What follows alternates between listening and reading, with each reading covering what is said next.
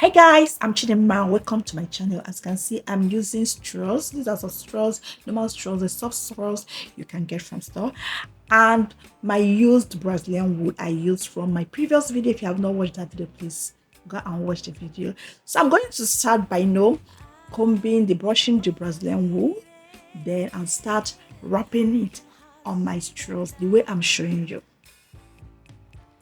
So I'm going to twist it around like this to get a hold of the Brazilian wool to the straw. Then I start wrapping it around the straw. This can be tricky because the straws are very soft, so you have to know or learn how to hold the straw while you wrap the Brazilian wool on them. So after wrapping, I can see that I still have some space left on the straw, so I'm going to make sure I maximize the use of the straw by using wrapping 2 strands of Brazilian wool on 1 straw. So for you to wrap the straw very well and secure it at the end, make sure you feather out the tips the way I'm showing you.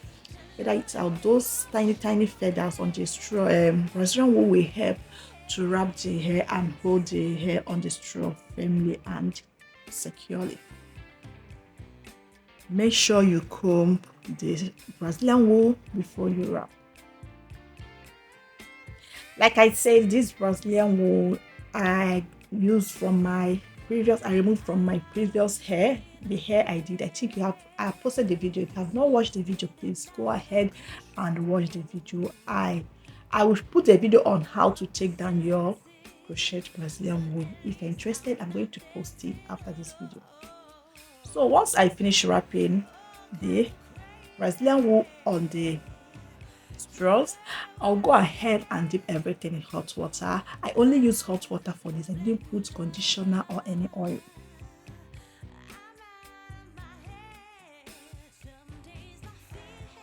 So this is what it looks like after this. So I'm going to dip everything in hot water. This is my hot water. I'll just put everything inside the hot water and allow it to sit for some seconds. Then, as you can see, all the straws did not enter the cup, so I went ahead to flip it over to the next. Then this is what it looks like after drying for a few minutes. You can wait for a day to dry it up, but since I'm going to use the hair today, so no need of wasting time, so I squeeze out the excess oil and water from the hair before I start unraveling it. So this is what the coils look like. I'm going to show you how I separate the coils, and since it's a little bit damp, the separation tends to be very easy. Let me do it again. So this is how I'm removing the hair from the straw, and this is what the coils look like. I'm going to separate it again to show you what it looked like. So this is what it looks like. Then let me separate it to show you that the coils are still intact after separating them. So this is what I got. I'll go off camera to curl my hair. This is the pattern I did my cornrows. As you can see, I am oiling my scalp. So I made the cornrows in a way that this part I'm showing you will be like a brush, and I'm testing the hair. See that the hair is too long, so I'm going to cut it into half, especially the part that will be at the back and the lower sides. So once I cut it, I start doing the crocheting the hairs to my scalp cornrows. So like I said, the pattern I use for my cornrow is I want to make it in a way that if I want to do it side, I will make it side. If I want to do it center, I will make it center. As you can see, this side looks like brush. What I did was, I only just push the cornrow back as if I am brushing the hair. I pushed it back and started the cornrows from the middle on that side. So I didn't put this clip on how I did the cornrows, because if I put it, is going to make the video too long. So I hope you understand what you can make yours anyhow you want, any style you feel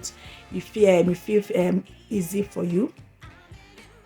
Now is I'm doing the crocheting, the normal crocheting method till I get to the front, which I did invisible crochet method, which I will come back and explain how I did it. In case you don't know how to do invisible knotting, I will do that and add the explanation for you.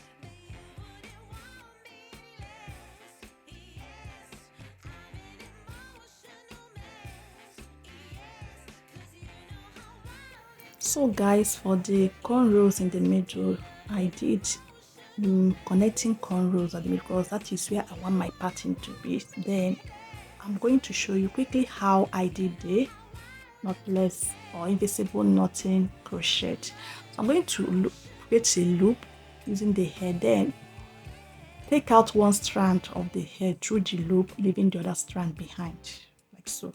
I'm going to do it again, crochet the hair, then form a loop. Through the loop you formed, you take out one strand from that hair, leaving the other strand behind. Take out one strand through that loop. That's simple.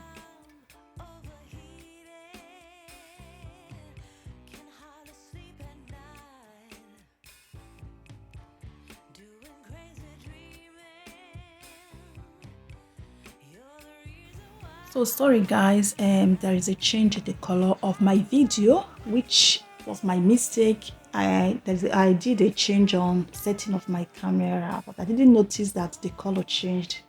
When I noticed it, it was too late, but just bear with me for the color in case it disturbs your eyes. I'm so sorry about this. So, but let's continue. I hope you understand what I'm doing on this video, regardless of the color, okay? Then for the part, this part now where I did the brush pile style, I'm going to make that part aside, and also I'm going to crochet the hair using this invisible knotting crochet method for this hair, so that once I make it side parting, nobody was gonna see the knot of the hair on the crochet. So I'm going to do the invisible knotting as well, or invisible crochet method as well on this particular part. So I did invisible knotting on two parts, this side and the middle side. I'm doing it the same way I showed you guys earlier, looping the hair, collecting a strand of hair through the loop and leaving the other strand behind. That's simple. But Once I finish this, I will go ahead because I left the middle part like that to continue with this side part.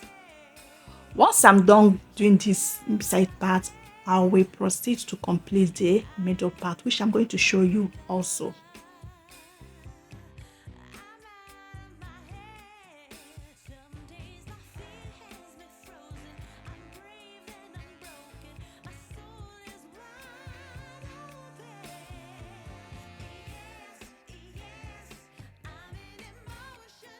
So this is what the invisible knot crochet looks like on this side part.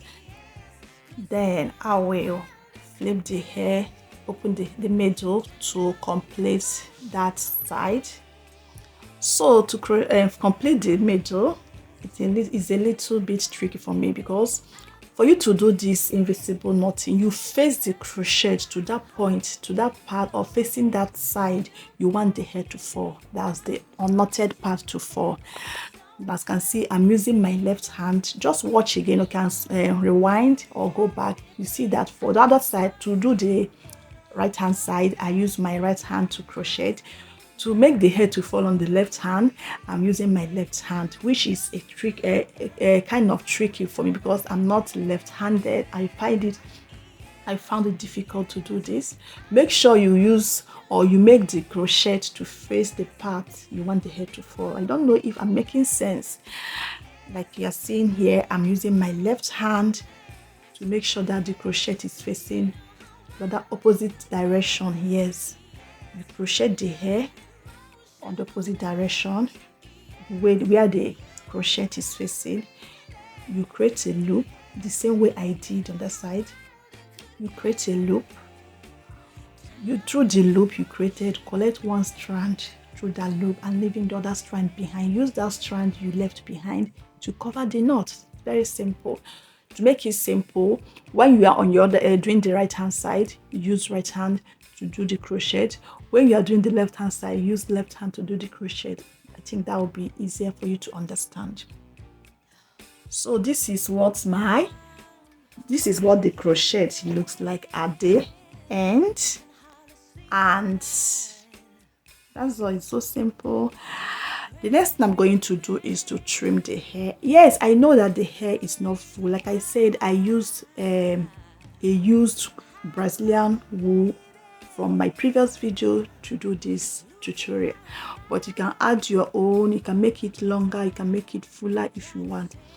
So after the crocheting, the next thing I'm going to do is to comb out the coils a little bit using white tooth comb, or you can use a brush just to brush it a little bit to create more volume on the, as you can see, it looks like center pattern, right?